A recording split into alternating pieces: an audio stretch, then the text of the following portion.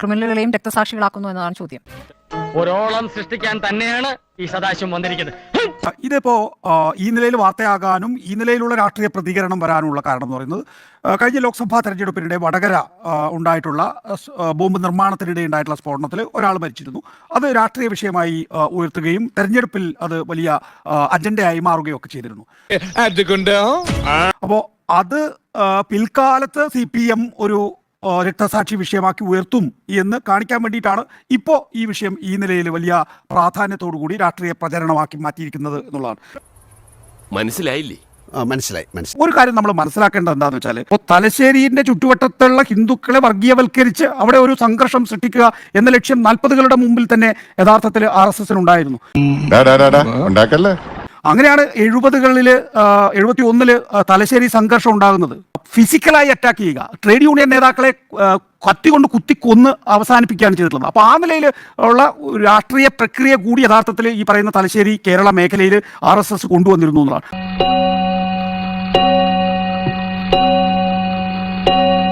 ഇതൊരു എന്താ പറയുക, നമ്മുടെ ചോദ്യം ക്രിമിനലുകളല്ല, അവർ രക്തസാക്ഷികൾ തന്നെയാണ്.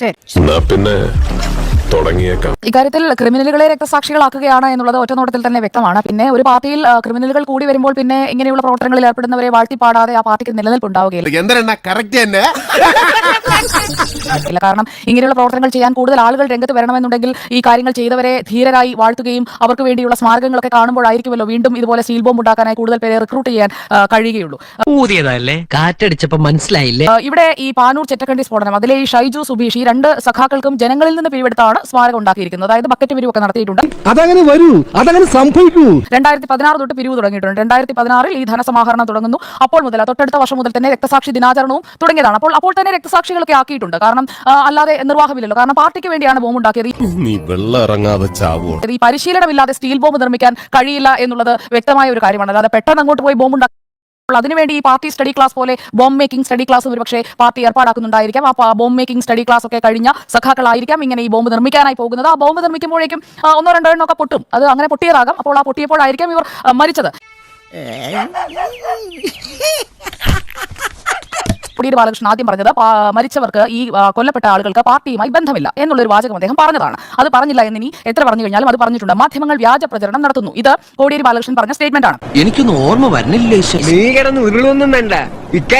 എനിക്ക് നല്ല ഓർമ്മയുണ്ട്. മരിച്ചവർക്ക് അല്ലെങ്കിൽ ഇവർ CPIMന്റെ അംഗങ്ങളല്ല എന്ന് പറയുന്നത് അടുത്ത ഘട്ടത്തിൽ മാത്രമാണ്. പക്ഷേ നമുക്ക് മുന്നിലുള്ള ഏറ്റവും വലിയ എവിഡൻസ് എന്ന് പറയുന്നത് ഇവർ ക്രിമിനലുകൾ, ഇത് CPIMന്റെ ക്രിമിനൽ സംഘമാണ് എന്നുള്ളതിന്റെ ഏറ്റവും വലിയ എവിഡൻസ് അന്നത്തെ ജില്ലാ സെക്രട്ടറി P. ജയരാജനാണ് ഈ ബോഡി ഏറ്റുവാങ്ങുന്നത്. പോസ്റ്റ്മോർട്ടത്തിന് ശേഷം ബോഡി ഏറ്റുവാങ്ങുന്നത് P. ജയരാജനാണ്. അപ്പോൾ ഈ ബോംബ് ഉണ്ടാക്കിയത് CPIMകാരാണ്. ബോംബ് പൊട്ടിത്തെറിച്ചത് അവർ ഈ ബോംബ് ഉണ്ടാക്കിക്കൊണ്ടിരിക്കുമ്പോഴാണ് എന്നുള്ളത് വ്യക്തമാണ്. സാറിന് ടോയ്ലറ്റ് പോകുന്നുണ്ടോ? ഫേസ് വല്ലാണ്ടിരിക്കണം. മൃതദേഹം സംസ്കരിച്ചത് പാർട്ടി വക ഭൂമിയിലാണ്. അതിനുശേഷം ധനസമാഹരണം രക്തസാക്ഷി സ്മാരകത്തിലേക്ക് എത്തുന്നത് കുറച്ചുകൂടി നേരത്തെ വേണമായിരുന്നു എന്നാണ് എനിക്ക് തോന്നുന്നത്. കാരണം അങ്ങനെയായിരുന്നെങ്കിൽ കുറച്ചുകൂടി റിക്രൂട്ട്മെന്റ് ഒക്കെ നടത്താൻ കഴിയുമായിരുന്നു. ഈ ബോംബ് ഉണ്ടാക്കുന്നതൊക്കെ ഒരു തരത്തിൽ രാജ്യരക്ഷാ പ്രവർത്തനമാണല്ലോ.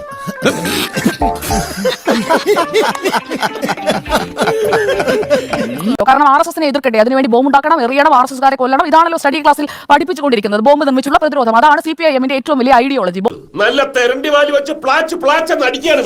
എതിർത്താൽ ഉടൻ ആ ബോംബ് എടുത്തങ്ങ് എറിയും. ആ ബോംബ് ഉണ്ടാക്കുന്നതിനായുള്ള പരിശീലനം കൃത്യമായി കൊടുക്കും, പറഞ്ഞു കൊടുക്കും, വാചകങ്ങളിലൂടെയും പറഞ്ഞു കൊടുക്കും. ഇവിടെ എന്തായാലും രക്തസാക്ഷി സ്മാരകം നിർമ്മിച്ച പാർട്ടിയെ കുറിച്ച് പറയാം മാഡം.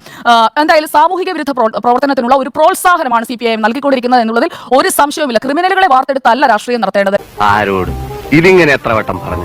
രാഷ്ട്രീയം എന്ന് പറയുന്നത് ക്രിമിനൽ വൽക്കരണം ആക്കുന്നതിൽ വലിയ പങ്ക് CPIMന് ഉണ്ട് എന്നുള്ളത് വ്യക്തമാണ്. അതായത് സ്റ്റീൽ ബോംബ് നിർമ്മിക്കുന്നതിനായി അതിന് പരിശീലനം കിട്ടിയ ഒരു പ്രത്യേക സംഘം, അത് ഉപയോഗിക്കാൻ ബോംബ് എറിയുന്നത് ഇവരായിരിക്കില്ല, ബോംബ് എറിയുന്നതിനായി കൊലയാളി വാടക സംഘം, അതുപോലെ തന്നെ വെട്ടിക്കൊല്ലാൻ പ്രത്യേക സംഘം, എന്നിട്ട് ഇവർക്ക് വേണ്ടി പ്രത്യേക ഫണ്ട് അത് ജനങ്ങളിൽ നിന്ന് സമാഹരിക്കും, അല്ലെങ്കിൽ പാർട്ടി പല രീതിയിൽ സമാഹരിക്കും. പിന്നെ കേസിൽ ഉൾപ്പെട്ട് ജയിലിൽ പോയാൽ കേസ് ആര് നടത്തും? അത് പാർട്ടി നടത്തും. ഉറക്കം വരുന്നു. അപ്പോൾ ബോംബ് നിർമ്മാണം എന്ന് പറയുന്നത് ക്രിമിനൽ കുറ്റമല്ല. നിങ്ങൾ നിങ്ങളുടെ പാർട്ടിക്ക് വേണ്ടി ചെയ്യേണ്ട ഒരു രാജ്യരക്ഷാ പ്രവർത്തനം എന്ന രീതിയിൽ ഈ പാവങ്ങളെ, ജോലിയും കൂലിയൊന്നും ഇല്ലാതെ നടക്കുന്ന പാവം യുവാക്കളെയൊക്കെ തെരഞ്ഞുപിടിച്ച് ഇതിലേക്ക് റിക്രൂട്ട് ചെയ്യുകയാണ്. അപ്പോൾ 2020 സെപ്റ്റംബറിൽ തലശ്ശേരി പൊന്നിയത്ത് ബോംബ് നിർമ്മാണത്തിനിടെ സ്ഫോടനമുണ്ടായി. ഒരാളുടെ 2 കൈയും പോയായിരുന്നു. അതും CPIM കാരൻ തന്നെയാണ്. അപ്പോൾ CPIM ഇതൊന്നും ചെയ്യുന്നില്ല എന്ന് പറയുന്നതിൽ ഒരു കാര്യമില്ല. പറഞ്ഞോട്ടെ, ഞാൻ പറഞ്ഞു തീർക്കട്ടെ സാർ. ഇപ്പോൾ ഈ സ്മാരകത്തിൽ ഒതുക്കരുത് CPIM. കാരണം എല്ലായിടത്തും സ്മാരകം ഉയരട്ടെ. അതായത് ബോംബ് പൊട്ടിത്തെറിച്ച് മരിച്ച രക്തസാക്ഷികൾ, അവർക്ക് വേണ്ടി സ്മാരകങ്ങൾ ഉയരട്ടെ. ആ സ്മാരകങ്ങൾ കേരളം മുഴുവൻ, കണ്ണൂരിൽ മാത്രമായി ഒതുക്കേണ്ട. ഒരു മാസം മുമ്പ് പാനൂരിൽ കൊല്ലപ്പെട്ട ഷെറിനും കൊടുക്കണം ഒരു സ്മാരകം. അങ്ങനെ സ്മാരകത്തിലൂടെ രക്തസാക്ഷി മന്ദിരം അത് CPIM സംസ്ഥാന സെക്രട്ടറി തന്നെ വന്ന് ഉദ്ഘാടനം ചെയ്ത് ആദരിക്കണം, നന്നായി ആദരിക്കണം. കാരണം ചെയ്തത് രാജ്യരക്ഷാ പ്രവർത്തനമാണല്ലോ. കിട്ടിയ മുതലും പലിശ ചേർത്ത് കിട്ടി. തൽക്കാലം ഇത്രയും മതി. വരട്ടെ.